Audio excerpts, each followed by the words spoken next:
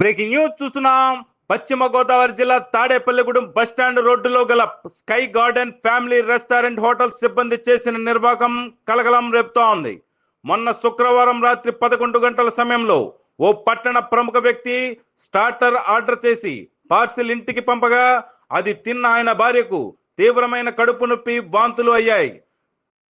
Barbecue chicken wings 305 రూపాయలతో సదరు sky garden restaurant లో ఫోన్ పే చేసి కొనుగోలు చేసినట్లుగా తెలిపిన బాధితులు, తీరా ఇంటికి పంపగా వాంతులు అవడంతో ఆ పార్సిల్ ను బస్టాండ్ సమీపంలో ఉన్న తన బంధువు షాపు వద్దకు తీసుకురమ్మని చెప్పిన బాధితుడు షాపునకు తీసుకువచ్చిన ఆయన అక్కడ పనిచేస్తున్న ఓ యువకుడిని బాక్స్ ఓపెన్ చేసి చూడమనగా సదరు యువకుడికి కూడా వాంతులు అయ్యాయని వాపోయిన బాధితులు, దీంతో ఆగ్రహించిన సదరు బాధితుడు తన బంధువు మరి కొంతమంది స్కై గార్డెన్ ఫ్యామిలీ రెస్టారెంట్ వెళ్లి నిలదీయగా ముందు హోటల్ సిబ్బంది ఎదురు దాడికి దిగి దౌర్జన్యం చేసేందుకు ప్రయత్నించారని తెలిపిన బాధితుడు, ఆయన బంధువులు.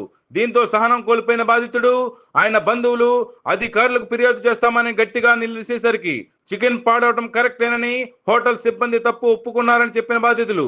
అయితే సదర్ హోటల్ యజమాని, అతని పార్ట్నర్ వచ్చి తమ హోటల్లో నిల్వ పదార్థాలు ఉండవని బొకాయించారని చెబుతున్న బాధితులు, నిల్వ పదార్థాలు తిని ఫుడ్ పాయిజన్ అయ్యి 2 వ్యక్తులు వాంతులు చేసుకుంటే ఇంకా మరి బుకాయిస్తున్నారా అంటూ ఎదురు తిరగ్గా తప్పయ్యింది. ఈ విషయం వదిలేయమని చెప్పినట్లుగా తెలిసింది.